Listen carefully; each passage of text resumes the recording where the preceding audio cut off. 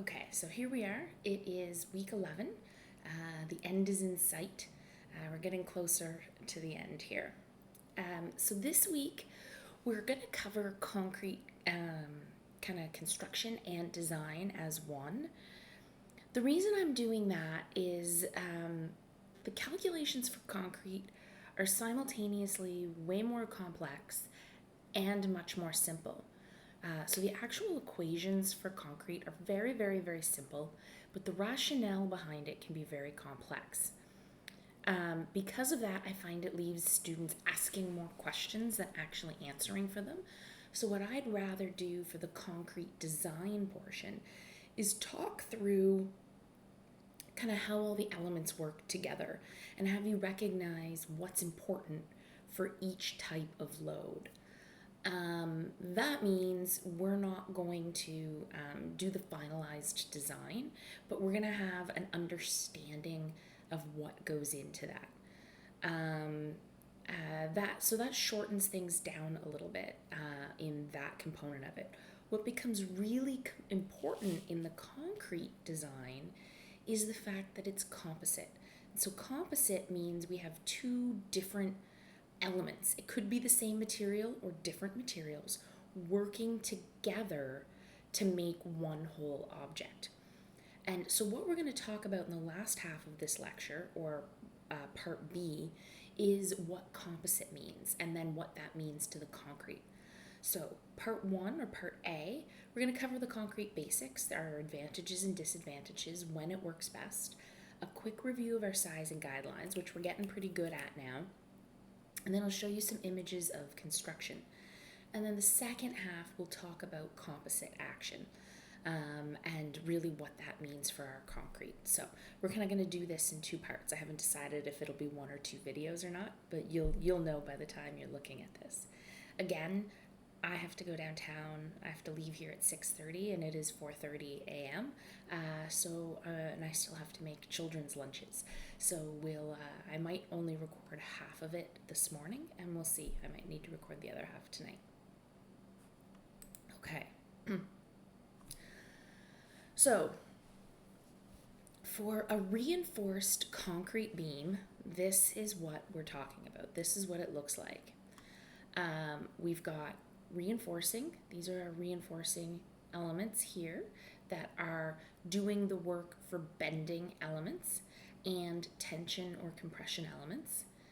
And then that is our shear reinforcing, the element that wraps around the beams. So most of the time, the concrete is doing the compressive work, the steel is doing anything in tension, and these bars that wrap around it are doing the work for shear.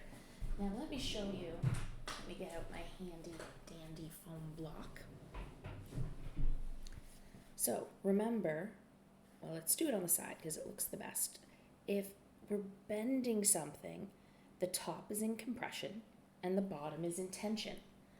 Concrete has essentially zero capacity in tension. It's a little tiny bit, but it's so small, we say concrete has zero capacity in tension.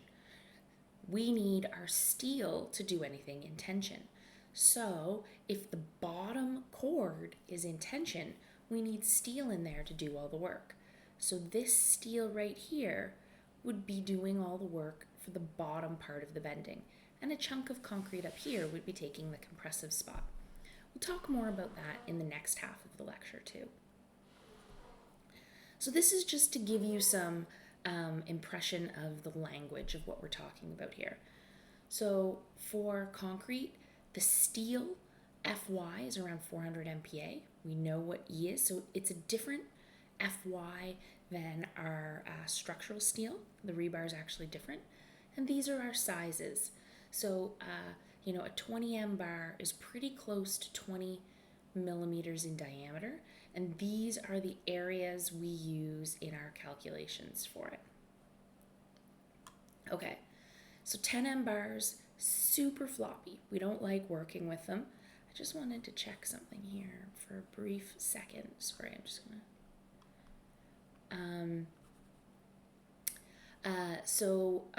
we'll space them out.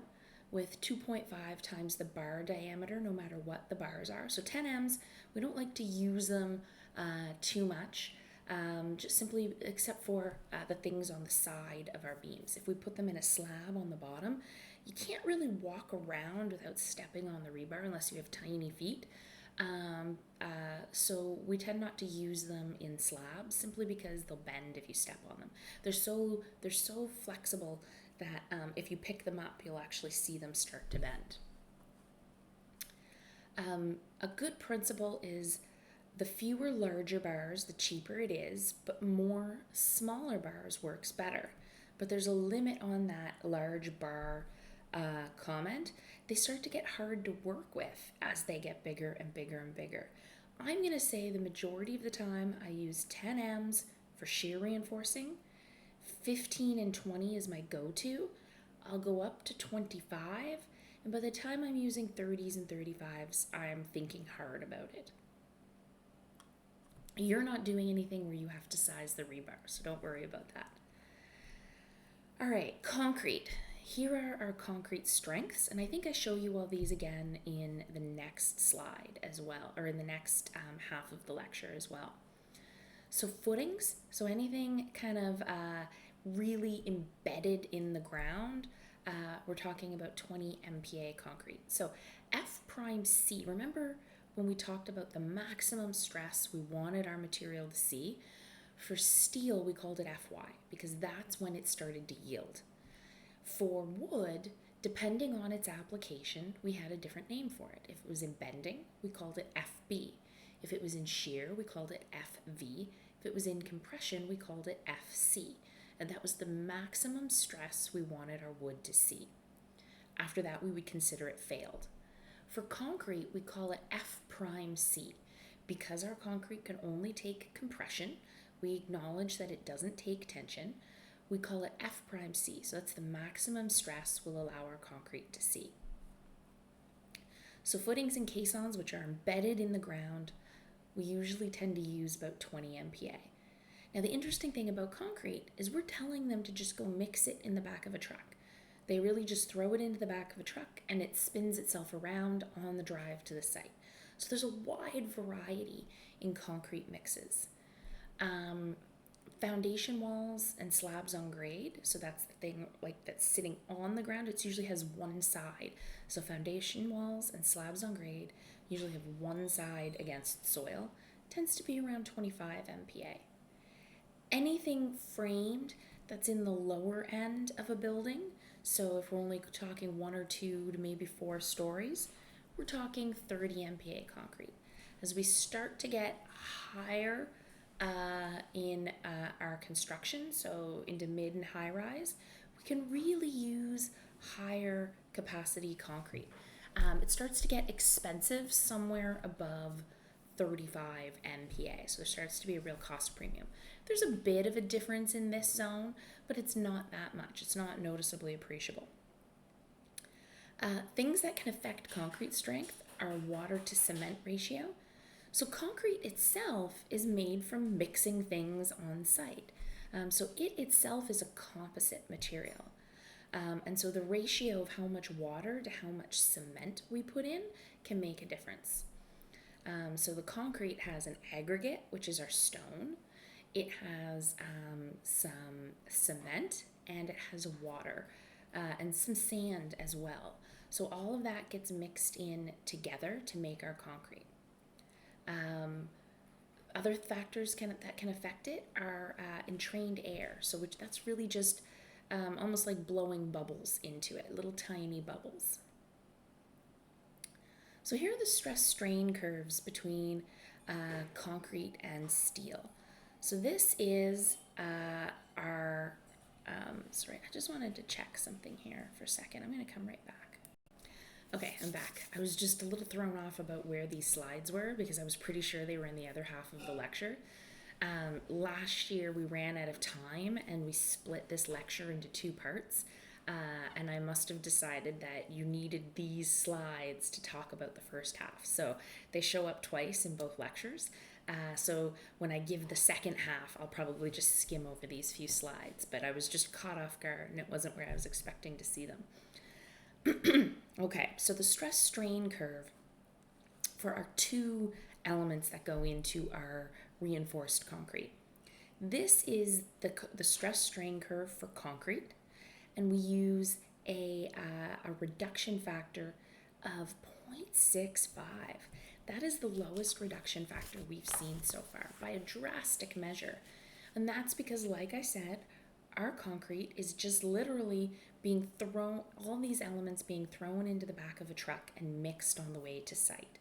So we have a high degree of inaccuracy in how it's being made. Remember, our steel, we have chemists on site testing it. We know its exact strength before we build anything with it. The concrete, they literally pour whatever we need that we're building out of the concrete, and someone pours some cylinders of it, and then they take them back to the lab, let them sit. They usually cast 3 for each pour, and they'll test one of them in compression at 7 days, 28 days, and 56 days to see if we have the strength required in the concrete. That means that we could find out that our concrete isn't strong enough, that the concrete that they put in that building does not meet the requirements of the structural drawings. And so that is a thing that has happened to me on projects. Often it's within the range that we can accept it. Often we can make some refinements in our calculations and prove that it's acceptable. Very, very, very rarely would we ask somebody to demolish something. There are often remediations we can do. Maybe we need to add something else, but rarely would we request somebody demolish something. It would have to be drastically, drastically horrible. We would have to remediate, but the remediation doesn't often mean tearing it down. Our reinforcing is steel. So this really just looks like our stress strain curve for steel, our very early simple one of it. So you can see here with the reduction factor for steel applied, we've dropped our FY somewhat. So this is FY. So our reduction factor for rebar, or reinforcing steel, is 0.85. So we only take 85% of that 400 FY for our reinforcing steel. All right, so what are the advantages and disadvantages of concrete? Well, the advantages are, I'd say, it's highly adaptable. It means that we can build almost anything out of it. So it is very, as long as you're willing to put the person hours into forming it, we can make any shape we want. It's a liquid that we pour into place. So you've probably seen beautiful, beautiful structures from the 50s and 60s that are very elegant, curved, beautiful, beautiful shapes made out of concrete. Now, let's acknowledge that that was in a time where labor was cheap, and materials were very, very, very expensive. So it was worth spending the person hours to remove as much material as possible. It also gave us those beautiful forms. Our market right now, or has been for the past 40 or 50 years, has been one of material being cheap and labor being expensive. And so in light of that, we want to reduce labor on a site, and we can do that by adding in material. That often happens. And I've said before, we're on a cusp of change right now where we're going to see that change, and we're not even quite sure how. And it's not just about material. The cost will start to be in our environmental deterioration.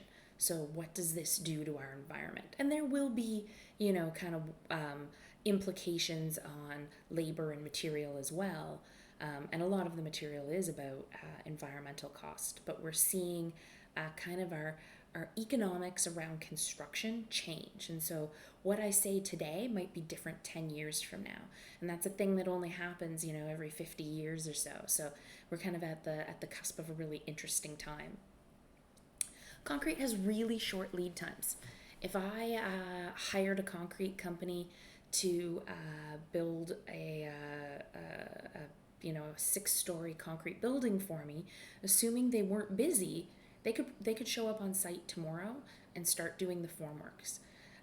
They'd send shop drawings to the engineer to look at the rebar, but they could already be starting on site, so they can mobilize very quickly for a concrete building. Concrete can have a very shallow depth of structure. Remember when we were talking about steel and I drew how we have deep structure often and little tiny thickness of structure where the deck is, for example. With concrete, it's deeper than the deck, but it's not as deep as our joists or our purlins. So we have these like long, flat, smooth portions where we have relatively shallow depth of structure.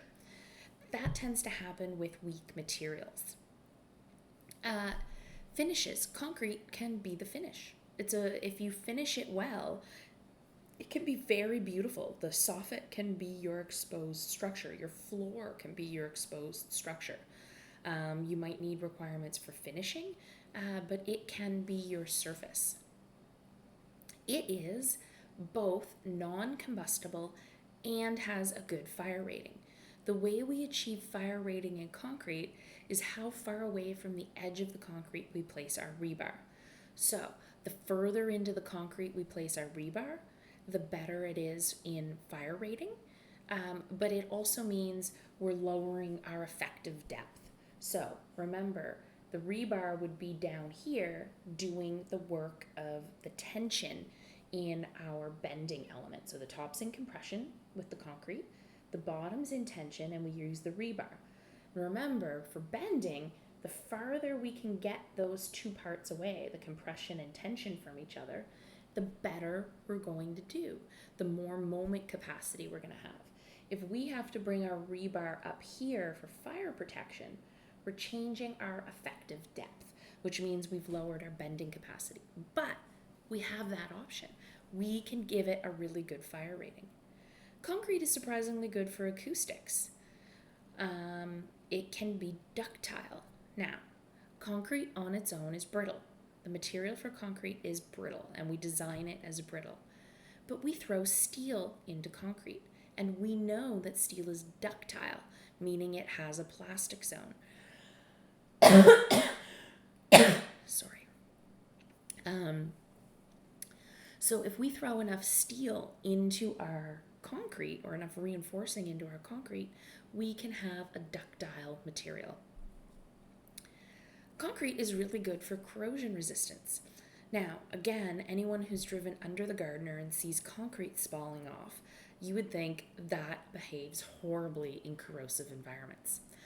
So the thing I'd like to point out about the Gardner is that it was designed for a 40-year lifespan in the 50s.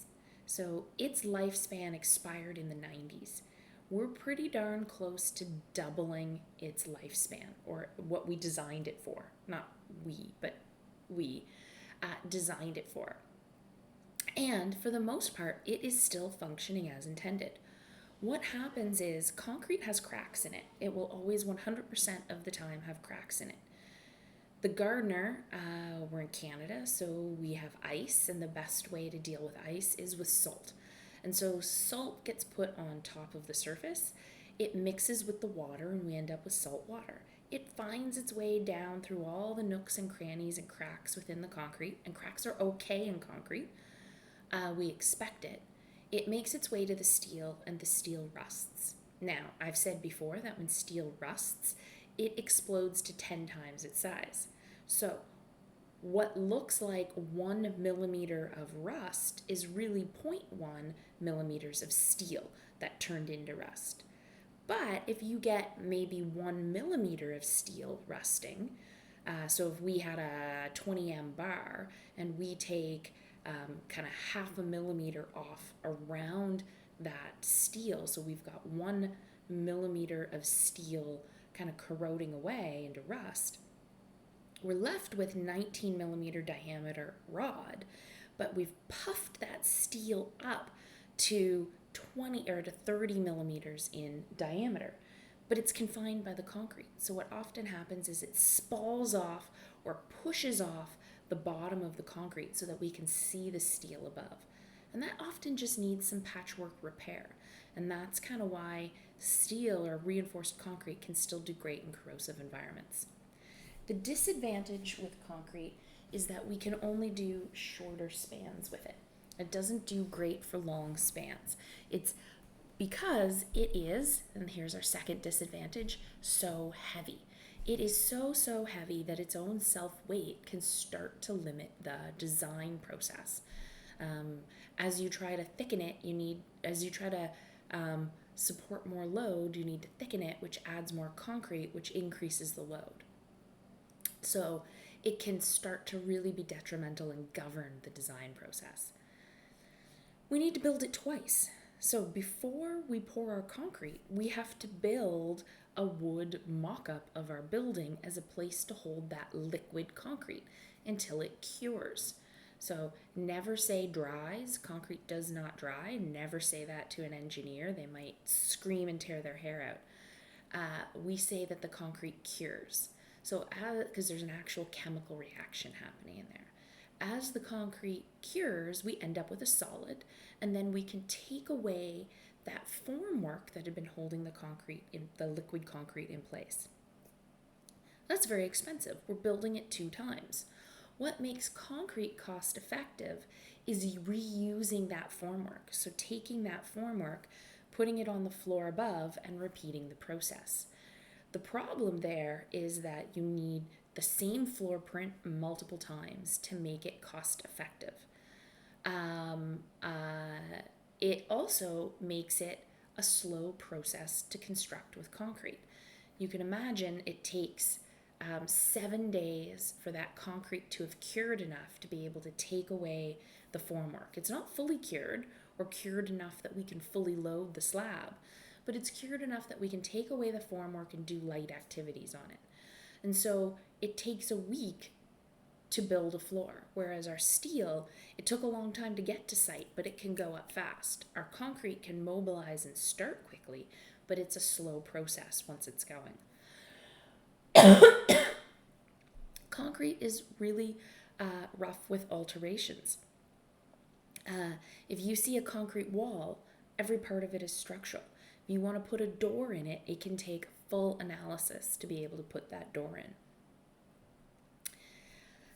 This is a big one, especially living in Toronto. Concrete construction is sensitive to weather. It is basically contractors building in the winter they're basically gambling. They're giving you a price that gambles on the weather. There are years where it is warm and there's barely any cold weather, and the construction season goes like gangbusters all winter long. On those years, contractors make a mint. But there are years where it is so cold for so long that construction basically comes to a standstill in concrete. And in those years, the contractors are just devastated. And so I have seen those years happen back to back, so there is no predictability on it. In fact, as kind of climate change happens, the predictability of that gets kind of more and more thrown off. Quality control is really difficult in concrete for 2 reasons. The first one is when I show up on the site to look at the rebar in the concrete, there is so much of it, and it's so scattered. And literally what my drawings will say is, for example, 15 M's at 300. So that means every 12 inches I need a piece of rebar. And there's, where it laps together, and there's corner bars. And I'm going to show you some pictures of what reinforcing looks like on the site.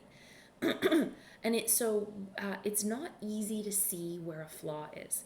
If a contractor, and this is not me trying to belittle contractors in any way, it's just to try to make a point. If this slab was massive, a huge, gigantic slab, and I called for 15s at 300, and the contractor put the 15s at 325, so instead of 12 inches, 13 inches, every 12 feet they've saved a bar. If we have a building that is 100 feet long, you start to save some real rebar in there. Now, I'm not saying a contractor would do this consciously. That isn't what I'm trying to say, but I'm just showing the implications of it. So unless I'm going with a tape measure and for 100 feet measuring every foot as I go, I can't tell that that rebar is exact. So what we do is we tend to pick 2 or 3 spots and take the measurement and see if it matches what we expect. The second part is so there's a project right now where I said, you're going to be pouring your footings in the next week. You need to send me pictures 24 hours before you call the concrete truck so that I can look at the reinforcing and see if it matches the drawings. I didn't notice it because I got an email at 7:30 on Sunday night with pictures for footing formwork. I happened to get up at 6 a.m. and review the images and had it sent back by 7 o'clock. And I got a panicked call because they had the concrete cut truck come at 6:30 in the morning and cast those footings, and they were wrong. So they sent it Sunday night, pretty much after I had gone to bed, or at least I wasn't even looking at my emails, and it's unreasonable on a Sunday evening. And then they had already poured it before I even had an opportunity to look at it. So quality control can be doubly difficult. We found a way. I didn't make them rip that up. We found a way to solve it. So what are the applications? So the concrete applications: mid-rise apartment buildings, mid-rise office buildings, parking garages. Foundations are ubiquitous, and unique structures. But unique structures really fits for all of the things. But the concrete sweet spot is mid-rise apartment buildings and office buildings, and parking garages tend to be somewhere between 4 and 6 stories. The reason concrete is so good for these is that the floor plates tend to be the same. So we can take that formwork that we used to hold up the liquid concrete and reuse it 5 or 6 times on the stories above, making it very cost effective, which makes it the sweet spot for concrete construction.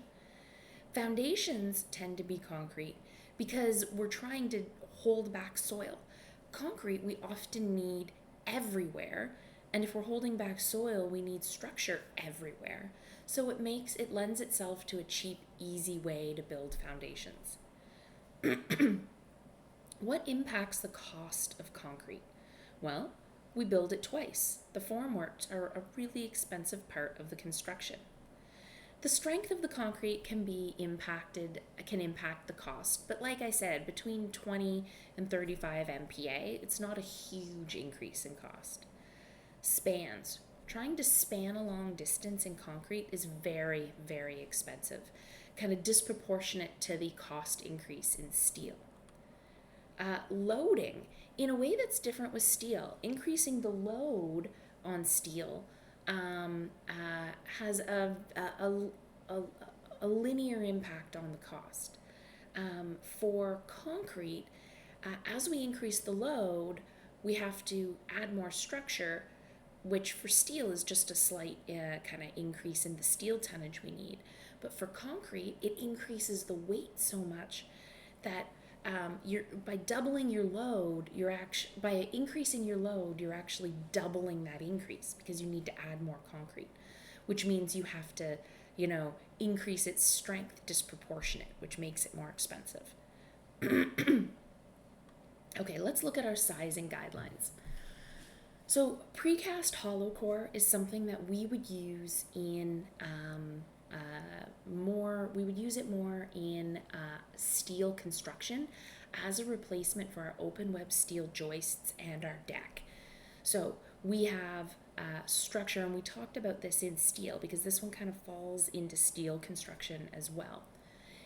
It comes in 150, 200, 250, 300, and 350 depths. So remember, those are our available depths. Often we're talking about 200, 250, and 300. Those are common. The other ones exist because if you're doing a whole project in hollow core and you have a zone that needs a shallower floor plate, we don't want to have to switch systems. So they'll make shallower floor depth ones. But you wouldn't start with, hey, we want our whole structure to be 150 hollow core. That wouldn't be where we'd start. So our sizing guideline is the length of the span. So for this, that would be the distance from this wall to this wall, because that's how far our hollow core is spanning. The depth of it would be that length divided by 40. Now we're getting pretty good at this, so I'm not going to break it out and do it on paper. We're just going to talk it through. So if the beams are at 8 meters on center, so the beams are picking up our hollow core, so that's saying our hollow core is spanning 8 meters, what depth of precast hollow core should we use? So our sizing guideline is 40. It's saying 200. Hollow core comes in these sizes. Now, depending on the supplier, it may be listed as 152, 203, 254, 305, or 356. Don't worry about that. That's the particular supplier. We're going to talk about it in metric. Our 200, 250, and 300 are the most common. So that's great. For us, we would use a 200 hollow core slab. But if those are the common sizes, we can just know really how far those ones span as like a general guideline. So a 200 hollow core slab would be our sizing guideline times 200. So a 200 hollow core slab usually is optimal around 8 meters or something under 8 meters. 250 hollow core is great, slightly less than 10 meters. And 300 hollow core slab is great at slightly less than 12 meters. So this is a really good kind of idea for what you can do with hollow core. All right, concrete slabs. What's the difference between a one-way and a two-way slab? Because they have different sizing guidelines. This is our one-way slab. We've got columns and beams here and columns and beams here. Our reinforcing is spanning in this direction. So we're laying out our rebar that's doing the primer. We'll have rebar in both directions, but this is the rebar that's doing all the work for us. And we say our slab is spanning in this direction. Each beam is taking half of the tributary area. A two-way slab, we have something picking up the slab on all four sides. So we have beams all around it. So we have reinforcing that's doing work in both directions. And each side of this is taking a quarter of the load in a loading pattern that looks like this. So the peak load is going to be in the middle, and it tapers down to very little load at the ends. So obviously, if you have something around all four sides, a two-way slab is something that you can get almost for free. But a two-way slab stops working if you have a very long aspect ratio. So you can see this is a really long distance relative to this distance. You may say, oh, that's a two-way slab, but it's just not. It physically can't be, because if this is what our loading looks like, you could see that it really has almost no implication of relieving load from this one. So our span is still that direction of a one-way slab, and we might as well just analyze this as a one-way slab, because from here to here, it is in fact a one-way slab. So if the ratio of this side to this side is greater than 2:1, so if this side is double this side, you have a one-way slab, whether you call it a two-way slab or not. Okay, sizing guidelines for a one-way slab. It's the length divided by 18. So if this is our span, it's that span divided by 18. Now, they're custom made, so it's however deep they put the formwork. But usually, the common way to call up concrete is in increments of 2 inches or 50 millimeters. So 150, 200, 250, 300, 400. That's what we're going to put on a set of drawings. People like Shim Sutcliffe can do things that are 262.5. That would not be the norm. We would typically call it up in increments of 50 millimeters. So how deep does a one-way span need to be if we're spanning 4 meters? So our sizing guideline is 4,000 divided by 18 is 222.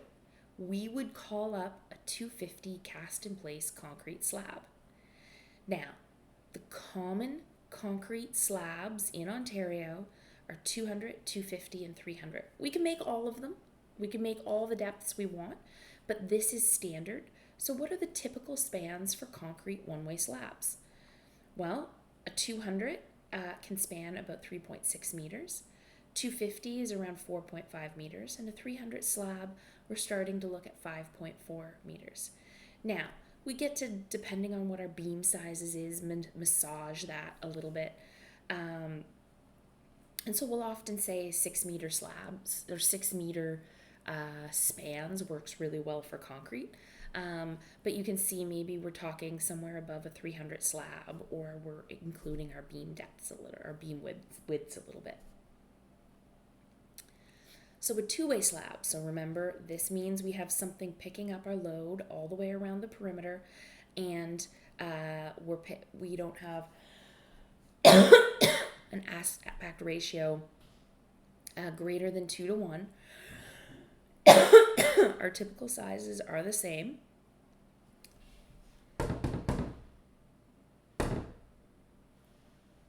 I'm recording, and you're in your underwear, and we can see you.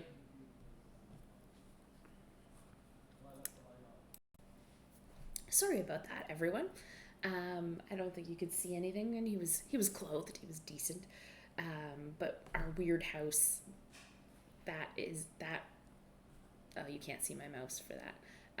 The window that is like right there sees into the other half of our house, because that was an old exterior wall, and with all of our mirrors and the camera going, you get weird kind of views of things. There's basically no privacy. Sometimes I can see behind me because of this crazy setup. So Dave is duly embarrassed, and he was fully clothed. Well, not fully clothed, but he was clothed. There was nothing inappropriate happening.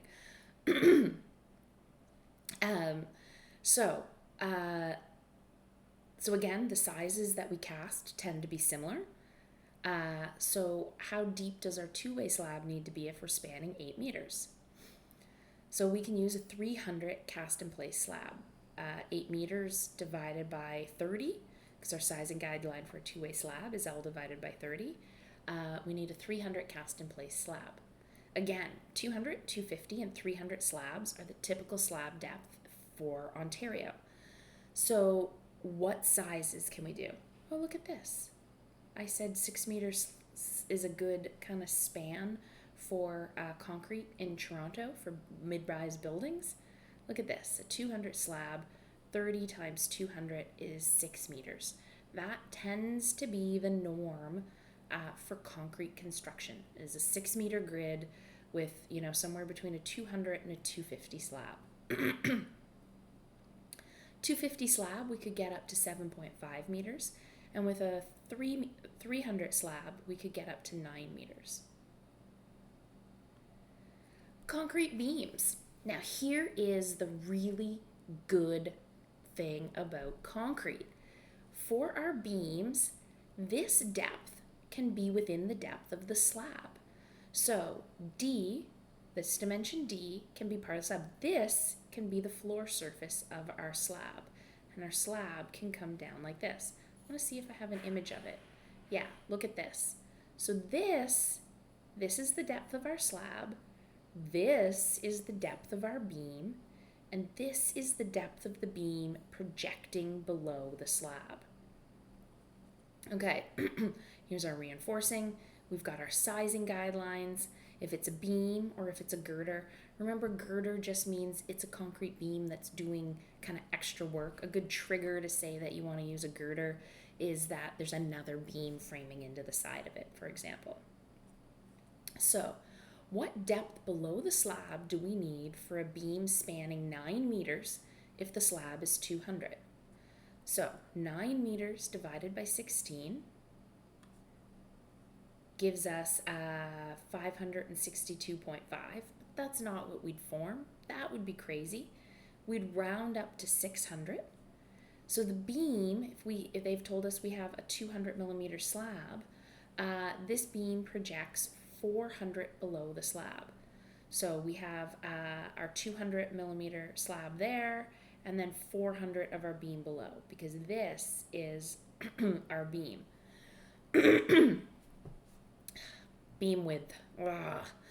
Same with our wood and steel. I hate giving the sizing guidelines for widths because you're going to see we do crazy things. This is just about you drawing something that looks in the realm of normal. So you would do 2 to 3 or a half to a third of the depth. So I am not going to test you on the width by any means. That's just to give you something to draw that looks in the realm of normal. So that's what I've drawn here, is something that's 200 wide, just to make it look normal, but that isn't kind of part of the sizing guidelines. All right, concrete columns and walls. We have our height divided by 20 for a column and our height divided by 25 for a wall. They're custom made on site, typically in 50 millimeter increments, but not required. Walls wouldn't tend to be less than 200 unless it was short and lightly loaded or something custom. Just start with assuming a 200 wall. It's rare that you do something different. Maybe something in landscape work. It would be highly refined, usually exposed, so something that's getting some attention is already something expensive.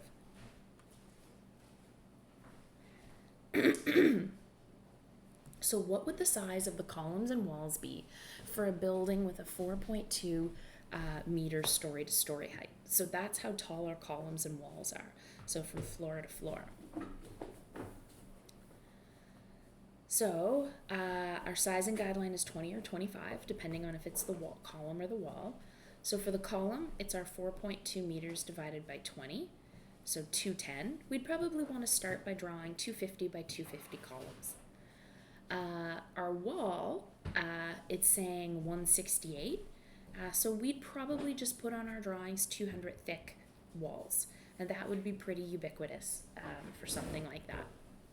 So you can see that, 4.2 meters story to story is probably the most we tend to do in concrete buildings, unless it's kind of your big atrium floor level. So most walls are 200 millimeters thick in concrete construction. We definitely do other ones, but that's going to be your norm on a project. What if that column was on the ground floor of a 45-story building? Well, it's still 4.2 meters story to story. We'd still get a sizing guideline of 250 by 250. So a column about that big. You know that is straight up cuckoo nuts. You know that 45-story building, the columns on the ground floor are going to be like this. So this is where the sizing guidelines fall apart a little bit, or you have to understand the implications of what you're using them for. You should understand that this is just kind of for typical range of columns. If you're doing a high-rise building, those columns are going to get bigger as you go down the building. So there was no place else to put it, so I thought sticking the masonry sizing guidelines into the concrete section seemed like a really appropriate place. So masonry is our block construction. It can be brick as well, but that tends to be our veneer. We tend not to build our walls out of brick anymore. We tend to do it out of block. But my house here has load-bearing masonry walls where we actually have kind of 2 layers of brick with ties in between it. That isn't the norm anymore, so we're not even going to really touch on that. So this is for block. Load-bearing walls, it's the height divided by 20, and non-load-bearing partitions are the height divided by 36. So often inside other buildings, they'll do masonry partitions. Now, for a non-load-bearing block wall, we need to make sure it doesn't bear load, which means we need there to be a gap there. The structure above is going to deflect, and we want it not to rest on our non-load-bearing partition. But we don't want it to tip over, so we need to laterally brace it at the top. So we need some sort of detail that holds it in place, but lets the ceiling move up and down relative to the top of that block, because that block is stiff. Masonry comes in 190, 240, and 290 widths. 190 is the most common. If it's brick, which, like I said, we don't do very often, there would be more than one width, meaning that they'd have two pieces of brick side by side tied together periodically. What would be the size of the walls and partitions for a building with that same 4.2 story to story height? Well, for our exterior walls, it would be, the sizing guideline tells us 210, so we would use 240 block. Our partitions would be 190 block. I can tell you probably for a building like this, it would be concrete construction using 200 thick walls as our structure, and interior partitions might be 190 block. That tends to be what we see on projects nowadays. Brick veneer. So this would be the brick that we put on the outside of the building that isn't our load path. So it isn't the structure holding up something else. It's usually holding up itself. But we often have windows in that and openings in that. And we can only stack it so high. So we tie it back to the structure to stop it all from just falling over. But we can only go up so high at once.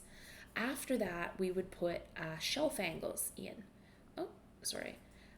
So we would have shelf angles at story heights. So brick veneer is laterally connected to the building at kind of 600 millimeters center to center. So let's quickly look at some images of concrete construction so that we can jump into the next part. This is more just a resource for you to go through if you forget what something looks like. You could Google these things yourself and find more images of what these look like. So here's flat plate. Oh, my mouse is going crazy. Sorry guys, I didn't touch anything on my mouse. It just did it on its own. Here's flat plate construction. Look at that beautiful underside of the slab. Now, what happens if we want to push our slabs just a little bit? We want to move those column distances further apart a little bit. Well, we can add drop panels. So our slab isn't necessarily considered going all the way to here. Maybe it is, maybe it isn't. It depends on what our reinforcing is happening in here. What we're really worried about here is punching shear. I showed you a failure at the very beginning of the term where a slab kind of pancaked down around the columns. So it was like basically putting jello on a bunch of toothpicks, and it just slid down around us. And that is unfortunately a very common failure mechanism in concrete construction. So these drop panels are basically shear panels that try to stop that from happening. If we want to push our slabs a little bit further, maybe we'll put capitals and drop panels. So you've probably seen construction like this in parking garages for places. Here is drop beams with a one-way slab in it. Remember I said I hate the sizing guideline for concrete beams? Look at the shallow depth of that beam relative to its width.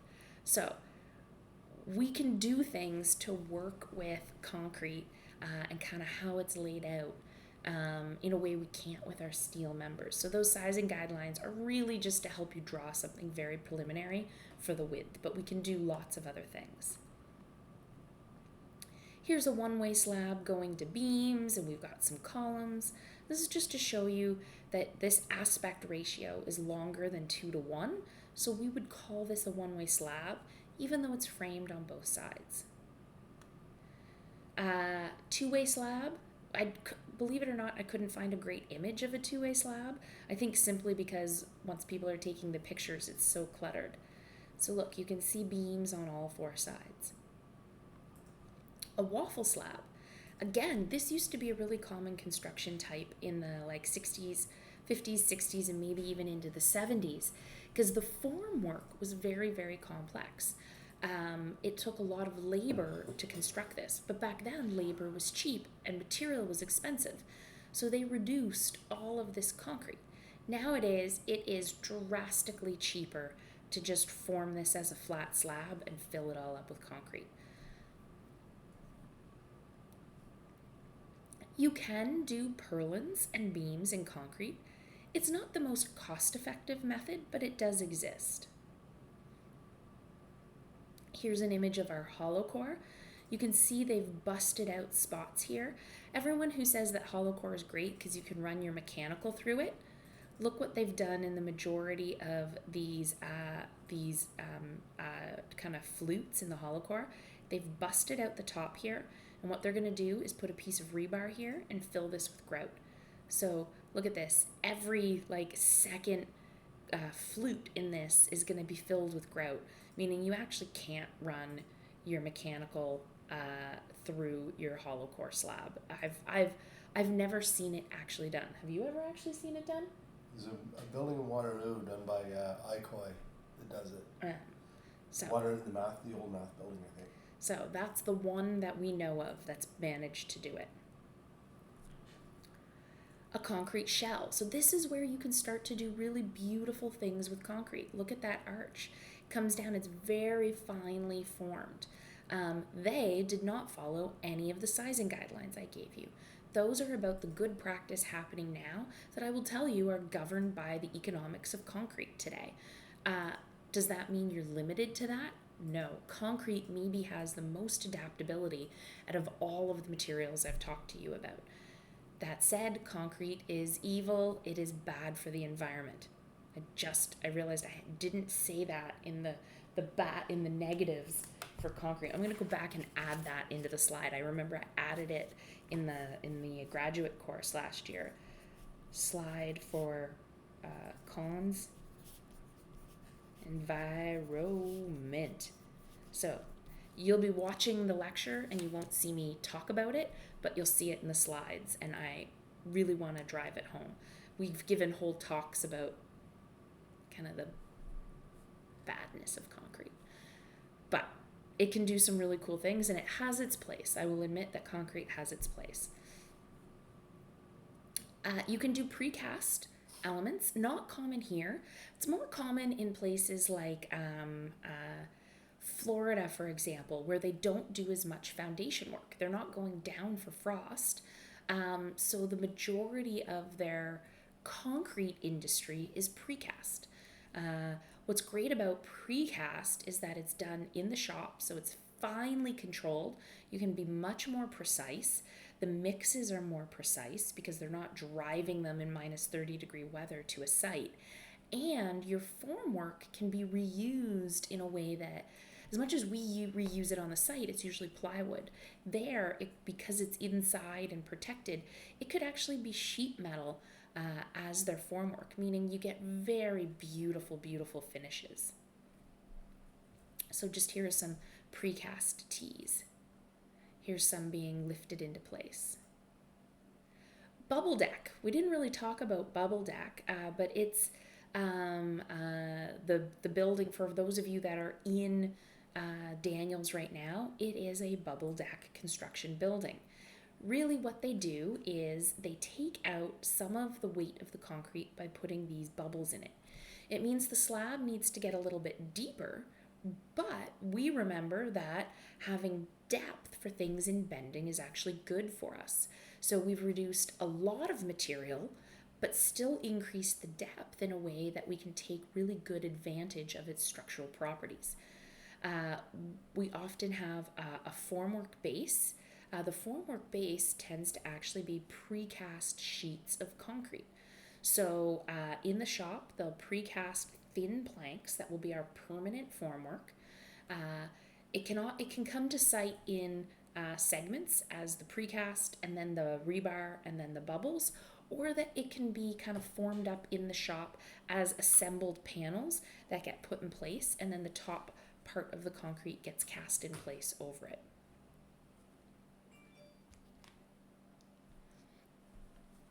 And just to show kind of the kooky things you can do with precast. Tilt-up construction, not common here in Ontario, but I'm from Nova Scotia, and there's a real tilt-up concrete industry. The idea with tilt-up is you form your slab first. So you do your slab on grade, and you do a really nice slab on grade. And then you lay out a bond break, which just means expensive plastic, and then you pour your walls on the ground. So you pour your concrete wall, and then you get a crane and you tilt it up into place and prop it up until everything is assembled. A few other precast products. You can see stairs are common in precast. You can make I-beams. You've probably seen these on highways. And you can do facades in precast as well. Precast columns. I've on one project did precast T-beams, but that was more, we were working with someone else and they had the precast beams. I have never done a precast column. Have you ever done a precast column? Nope. He's old. He's done more stuff than me. Here are some concrete walls, just to kind of show you. These would be our shear walls. Next week, we're going to talk about lateral load resisting systems. Concrete, if you've got walls, their structure usually are pretty great for lateral load resisting systems. Alternatively, we can have limited walls and use our core as our lateral load resisting system. So here's a concrete core being built with a bigger floor plate. You can do neat things in concrete. Here are some concrete portal frames. All right, let's take a look at reinforcing within it, because that's kind of the thing you never actually get to see unless you're on site. This is a concrete footing, which just looks like a concrete rectangle. Here's what the reinforcing would look like inside this and the formwork. We often have the rebar that we need to make the column, or the dowels for it coming up out of the concrete. So dowels are a big part of the construction of our footing, because you need that footing and the wall or the column to connect to each other. So we would dowel it up. So remember I said it's difficult to check on the reinforcing.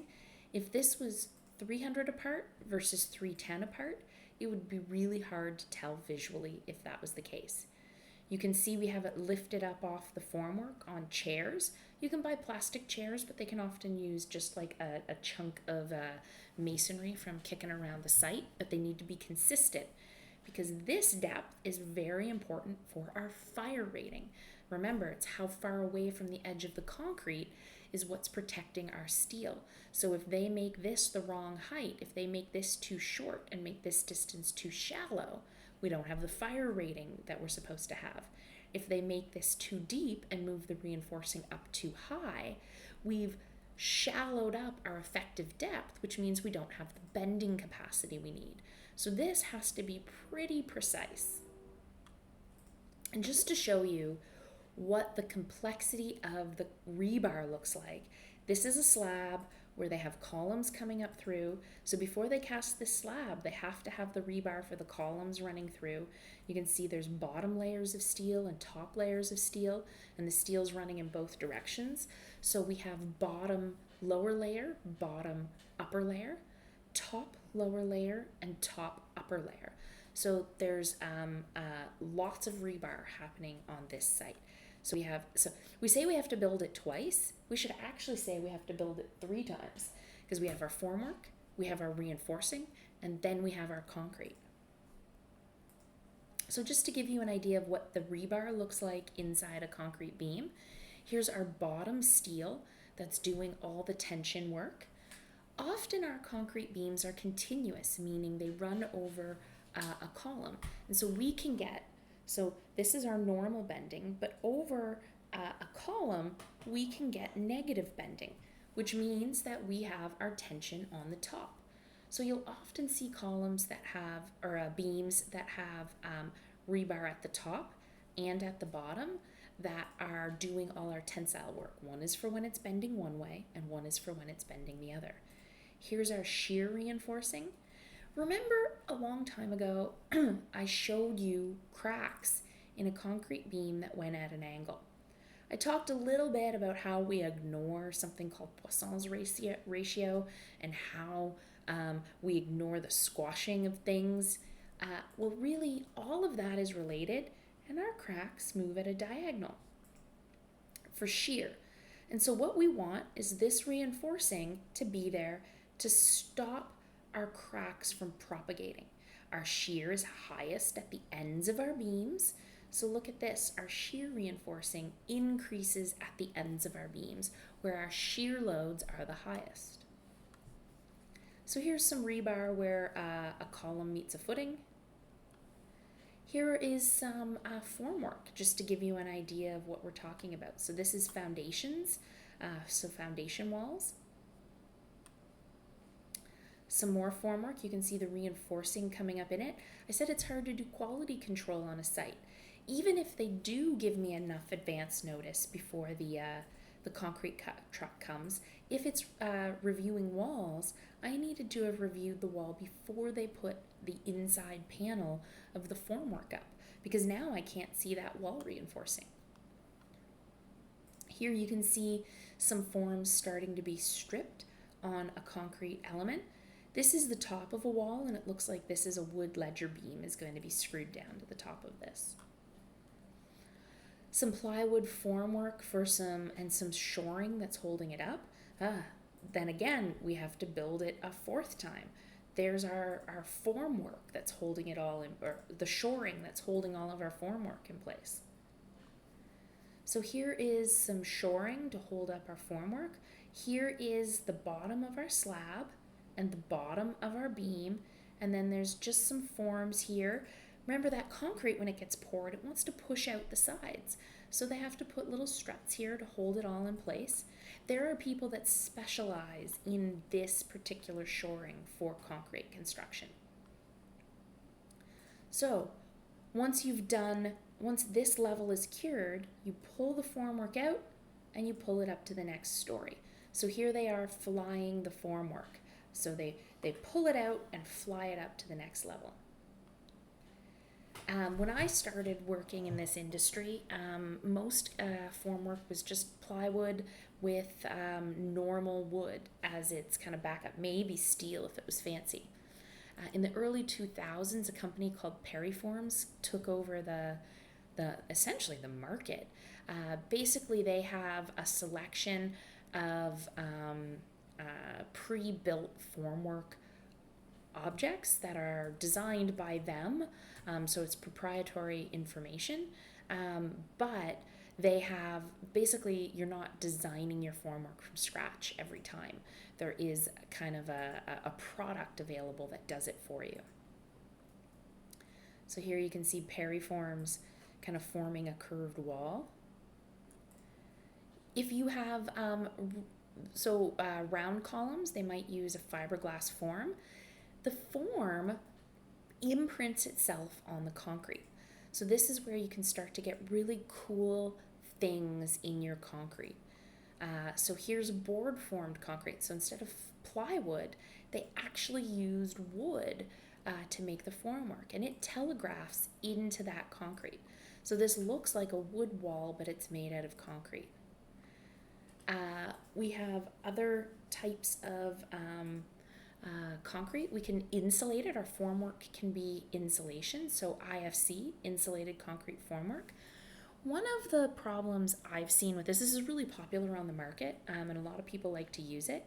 One of the problems I've seen with it is that you can see them pouring the concrete down into this. Because it has plastic pieces in it to hold the rebar, we now have the rebar and the plastic kind of cluttering it up in there. That means that the concrete doesn't get down to the bottom as easily. And we've seen honeycombing at the lower levels of these formed walls. Honeycombing means that it's not full of concrete down there. And if we're relying on that concrete for strength, it's not meeting the criteria. And so we've had times where we've come with like a bar and poked it through the formwork, and it goes right through the other side, meaning there's no concrete there. And you can just see, in a concrete wall, none of this is there, this plastic that's in there. And this is all to hold the reinforcing and to hold the insulation together as you're pouring the concrete. So concrete actually being placed, this is how it comes. It's a liquid. Now, it can be a very thick liquid, but it's still a liquid. And this is literally how it's coming to site. So it's not a very precise element. We have to make it precise. I always think these things are magic. Here's the concrete truck, and it's placing the concrete over here. So it's pumping it all the way over to here. I don't even know how this thing stands up. It's like defies the mysteries of science to me. Or it can come in a big bucket and they'll drop it into place. Here's some people finishing concrete. We'll often trowel it and then brush it for a pattern if we want into the finish. Here's a load-bearing block wall. We still need reinforcing in this. There used to be clauses for unreinforced masonry walls, and I think there are still a few left in Part 9. Part 9 is not what we follow. If I'm doing masonry, I'm putting rebar in it. And then they grout up these cores that have the rebar in it. Here's a non-load-bearing block wall. So this needs to be laterally braced at the top. This is just a really cool non-load-bearing block wall that I did with Levitt Goodman in the 2008, 2009. We actually have spots of this wall where the block is turned on its side. So you're seeing kind of the cores of it, and the rebar is very specifically placed. So I patterned this wall with Levitt Goodman Architects to kind of place the rebar within it so it didn't interfere with their elements. And these are actually precast planters as well. So this is one unit that took up the place of several blocks of reinforcing. I showed you this detail already, the clip for the top of a non-load-bearing block wall. Masonry. We tend not to do structural masonry anymore. You can't, if people are kind of artisan about it, you can do it. It's something I've only done once or twice for very small elements. That's not veneer. And then you can start to get very cool things in concrete. So there are things happening on the market that kind of make things kind of wild and neat. All right, I'm going to stop this and see what time I have to do the next part of our recording. I might have to do it in 2 stages, so you might only get half of this today, for which I apologize, and you'll get the second half of the recording possibly tomorrow morning. We'll see how far I get, because it's 45 minutes until I have to go, and I still have to make kids' lunches.